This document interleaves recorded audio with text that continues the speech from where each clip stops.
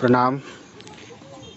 तो आज हम इस भाग में समझ रहे हैं निम्न आंकड़ों की सहायता से प्रत्यक्ष रीति से समांतर माध्य ज्ञात करना।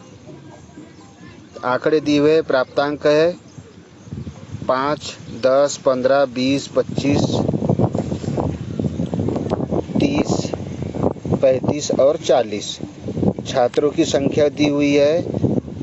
5 अंक प्राप्त करने वाले कितने छात्र हैं? 5, 10 अंक वाले 7, 15 अंक वाले 9, 20 अंक वाले 10, 25 अंक प्राप्त करने वाले 8, 30 अंक प्राप्त करने वाले 6, 35 अंक प्राप्त करने वाले 3 और 40 अंक प्राप्त करने वाले 2 छात्र हैं। तो प्रत्यक्ष रीति द्वारा समांतर माध्य ज्ञात करेंगे हम। तो इसको हल करते हैं। एक कॉलम बनाएंगे किसका? प्राप्तांकों का। ये प्राप्तांक दिए हुए, इसका पहला कॉलम 5, 10, 15, 20, 25, 30, 35, 40 अंक लिख लिए। छात्रों की संख्या 5 अंक प्राप्त करने वाले छात्रों की संख्या है 5, 10 अंक प्राप्त करने वाले छात्रों की संख्या है 7, 15 अंक प्राप्त करने वाले छात्रों की संख्या 9, 20 अंक वाले 10, 25 अंक वाले 8, 30 अंक वाले 6, 35 अंक वाले 3 और 40 अंक वाले 2। प्राप्तांकों को x द्वारा प्रदर्शित करते हैं क्योंकि ये मूल्य है ना। प्राप्तांक क्या है? मूल्य है। और ये क्या है? छात्रों की संख्या, ये चर है। तो इसको छात्रों की संख्या f द्वारा प्रदर्शित करते हैं। क्यों? क्योंकि बारंबारता है। 5 अंक वाले कितने छात्र हैं? 5 छात्र। बारंबारता आ रही ना। 10 अंक वाले 7, 15 अंक वाले 9 हैं। तो एक अंक कितने छात्रों ने लिया है? 15 अंक 9 छात्रों ने। बारंबारता हुई इसलिए इसे f द्वारा और मूल्य को x द्वारा। फिर रख दिया हमने। और अगले पद में क्या करेंगे हम? पद व आवृत्ति का गुणनफल f इंटू x, f गुणित x। तो ये f है बारंबारता और ये x है मूल्य। इसका गुणा कर देंगे तो 5 गुणित 5 बराबर इसे 25, 7 गुणित 10 बराबर इसे 70, 9 गुणित 15 बराबर इसे 135, 20 है ना। 10 गुणित 20 बराबर इसे 200, 8 गुणित 25 बराबर इसे 200, 6 गुणित 30 बराबर इसे 180, 3 गुणित 35 बराबर से 105 और 40, 2 गुणित 40 बराबर से 80। fx निकल गया। अब क्या करेंगे? ये जो बारंबारता है, इस बारंबारता जो बारंबारता है इसको जोड़ लेंगे कि कुल छात्र कितने हैं। कुल कितने छात्र निकले? 50। अब क्या करेंगे? पद व आवृत्ति का गुणनफल fx जो दिया हुआ है, क्या दिया हुआ है? fx, इसको जोड़ लेंगे। सबको जोड़ लेंगे। क्या आया? 995। तो इसको सिग्मा fx लिख देंगे और इसको क्या लिखेंगे? सिग्मा n है। तो जो भी योग आता है उस योग को सिग्मा द्वारा प्रदर्शित करते। अब सूत्र में रख देंगे। तो सूत्र क्या है? प्रत्यक्ष रीति द्वारा समांतर माध्य ज्ञात करने का देख ले। इसलिए समांतर माध्य x बराबर इसे, समांतर माध्य को x भी कहते हैं, x बराबर इसे सिग्मा fx अपान n, सिग्मा fx अपान n। तो 995/50। अब 50 का भाग दे देंगे 995 में, तो आ गया 19.9। समांतर माध्य इस श्रेणी का कितना है? 19.9। ऐसे अन्य उदाहरण दूसरे छात्रों के लेंगे और छात्रों की संख्या लेकर के आप वर्ग निकालेंगे, समांतर माध्य निकालेंगे। अगला प्रश्न, निम्नलिखित आंकड़ों से समांतर माध्य ज्ञात कीजिए। अब दूसरे प्रकार से समांतर माध्य ज्ञात करना। जैसे मजदूरी दी हुई है, वर्ग में दी है 0 से 10 मजदूरी प्राप्त करने वाले छात्रों की व्यक्तियों की संख्या 10, 10 से 20 मजदूरी प्राप्त करने वाले मजदूरों की संख्या 15, 20 से 30 वाले 20, 30 से 40 वाले 25, 40 से 50 वाले 18, 50 से 60 वाले 12। हल करेंगे इसको। समांतर माध्य ज्ञात करने के लिए पहला कॉलम ये मजदूरी यहाँ से लेंगे और क्या करेंगे, इसका कॉलम बना लेंगे और मजदूरी का कॉलम मजदूरी लिख दी 0 से 10, 10 से 20, 20 से 30, 30 से 40, 40 से 50, 50 से 60। अब दूसरा कॉलम खींचेंगे, इसमें क्या लिखेंगे, व्यक्तियों की संख्या। तो व्यक्तियों की संख्या है 10, 15, 20, 25, 18 और 12। हाँ, तो n बराबरी से 100। क्या किया हमने, व्यक्तियों की संख्या को जोड़ लिया, n बराबर से 100 आया। अब क्या करेंगे,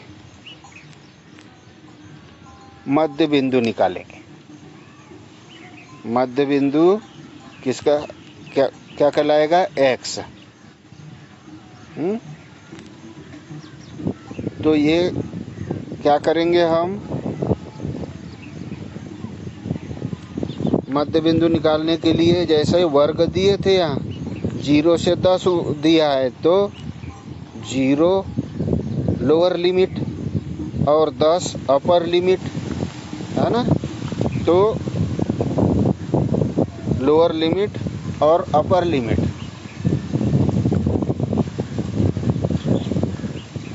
ये दोनों को जोड़ लेंगे, बटे 2 दे देंगे, है ना। तो 10/2 क्या आया, 5।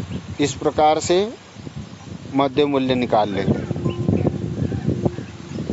20 धन 30, 20 धन 10 बराबर से 30, और 30 में 2 का भाग दिया, तो 2 का भाग देंगे तो क्या आएगा,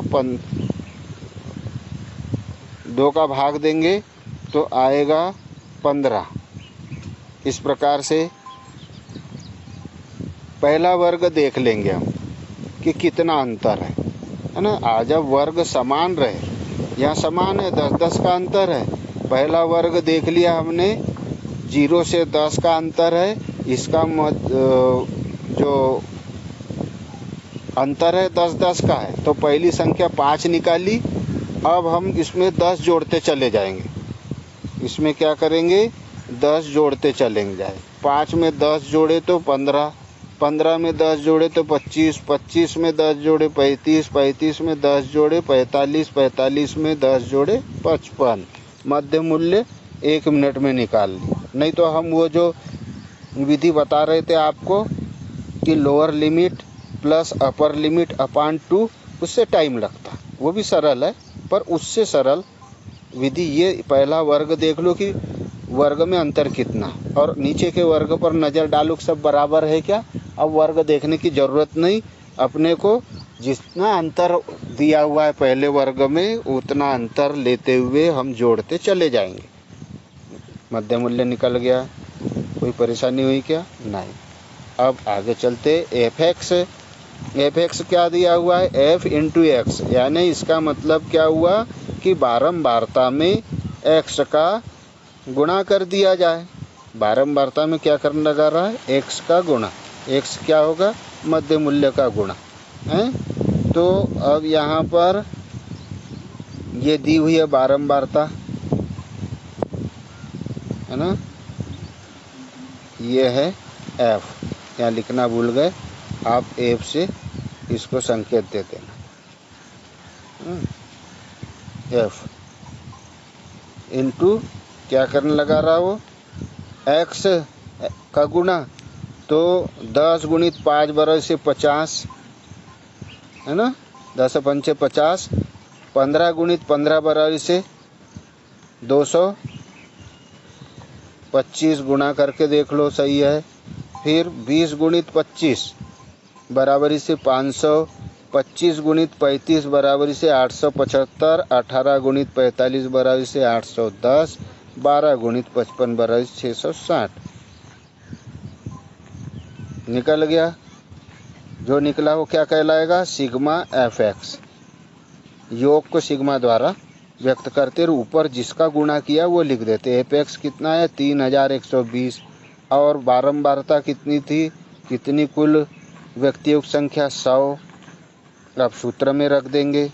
इसलिए समांतर माध्य x बराबरी से सिग्मा एफ एक्स बटे एन मान रख देंगे। इसमें हम मान रखा 3120 बटे एन कितना आया था? 100। तो भाग दिया हमने 100 से 3120 में, तो 31.2। तो जो श्रेणी थी उससे समांतर माध्य कितना आया? औसत कितना निकला? औसत निकला 31.2।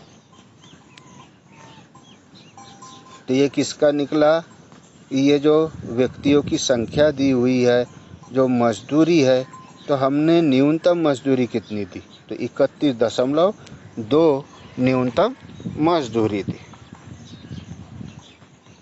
ना हमने 60 रुपये दिए और ना 10 रुपये दिए, हमने मजदूरी दी 31.2। अब अगला प्रश्न हम अगले PDF में देखेंगे। 10 छात्रों के गणित की परीक्षा में प्राप्तांक निम्न प्रकार है। लघु रीति से माध्य की गणना कीजिए।